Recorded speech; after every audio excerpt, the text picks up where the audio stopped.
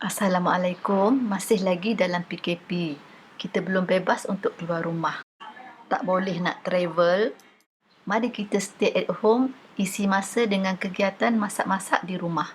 Hari ini saya nak masak gulai nanas masak kuning campur ikan kering dan smoothie nanas.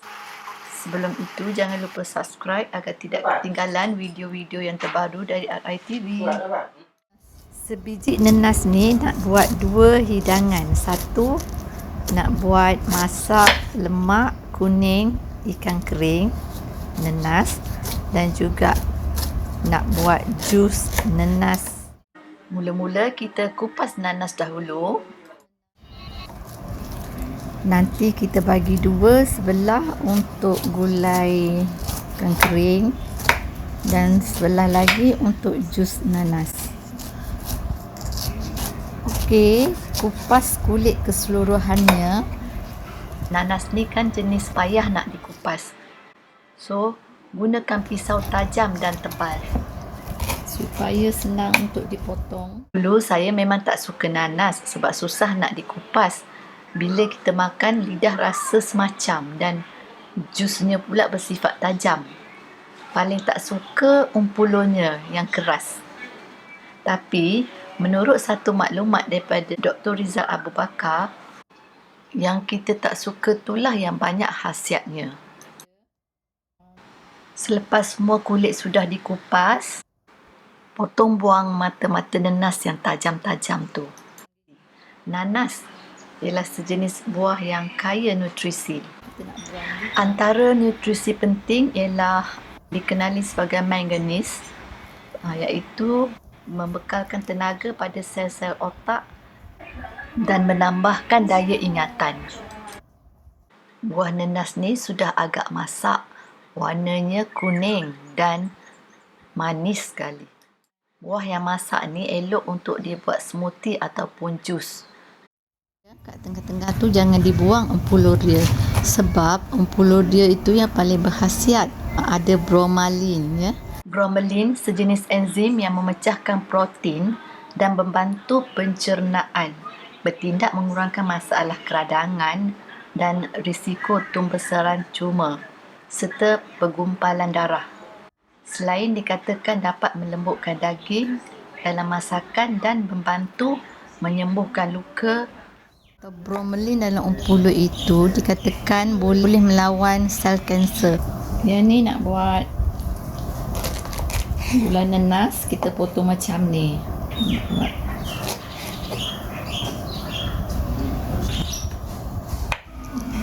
Setelah selesai dipotong, boleh dikumpulkan di dalam mangkuk, kemudian dibasuh sedikit dengan air garam. Saya guna 3 batang serai. 1 batang dipotong halus-halus untuk dikisar, dan 2 batang lagi kita titikkan dia untuk dimasukkan terus di dalam periuk.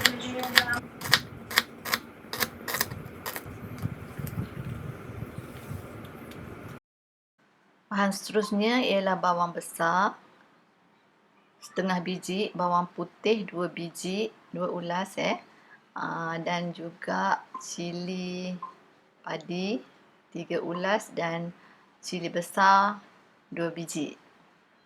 Juga kunyit hidup sepotong dalam seinci.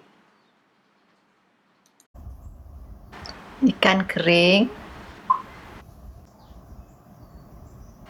Nanas yang telah dipotong tadi. Santan sekotak kecil.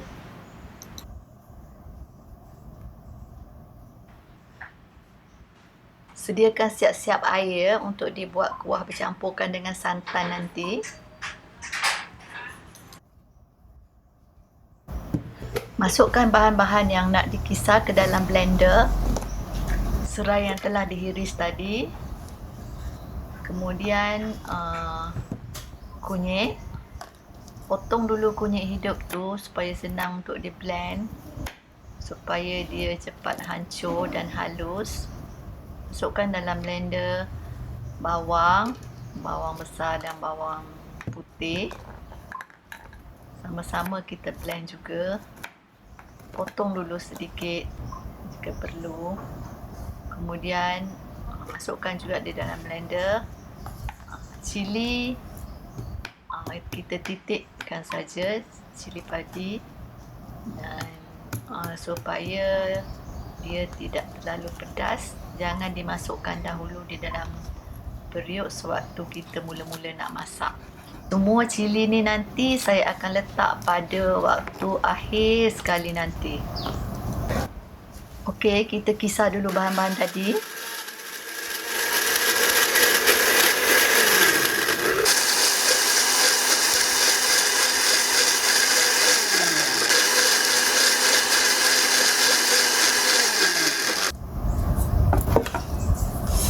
Masukkan air dulu ke dalam periuk.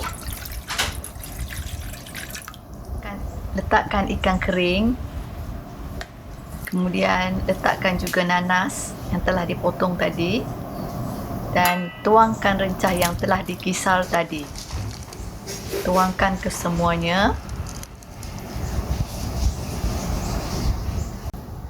Bolehlah kita pasangkan api. Lagi mengenai khasiat nanas, dikatakan sangat bagus buat wanita, buat membentuk tulang menjadi kuat. Gabungan beberapa mineral lain boleh dikatakan dapat mengelakkan osteoporosis.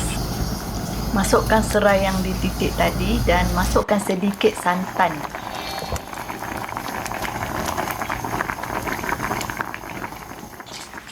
Biarkan dia menggelegak dahulu.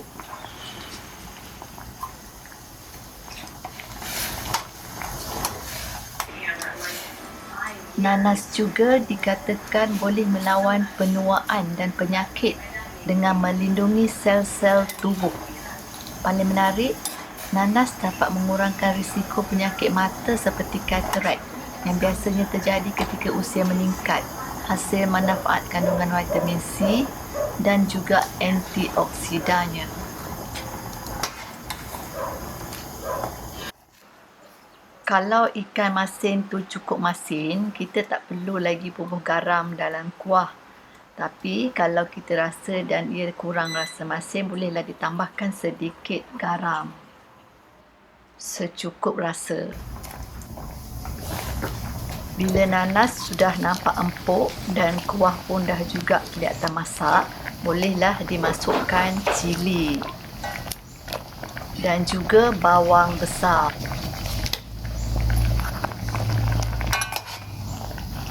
Tengok warna kuning-kunyitnya keluar ya, dengan begitu kuning sekali.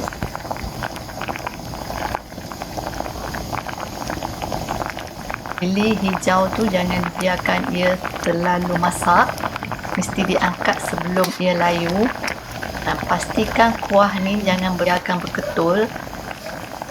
Jadi pastikan dia sentiasa dikacau pelan-pelan. Disebabkan kurang rasa masin, saya tambahkan garam sedikit lagi. Okey, gulai nanas ikan kering kita pun sudah masak. Sekarang saya nak buat jus nanas. Ini ialah bahan-bahan untuk jus nanas. Semangkuk nanas. Semangkuk nanas yang telah dipotong daripada setengah biji nanas ya tadi. 2 sudu susu manis. Ketulan ais setengah jug, sedikit garam ya, dan juga gula dalam 2 atau 3 sudu makan, dan air.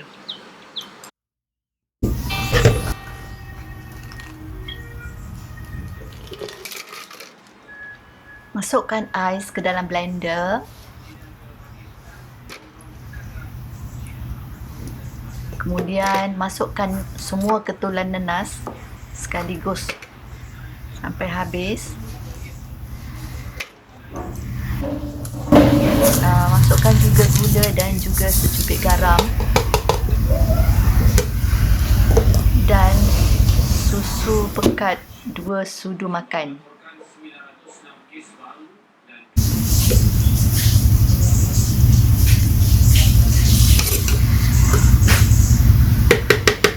Sekali tuangkan air. Jangan banyak sangat ya, sekadar separuh je.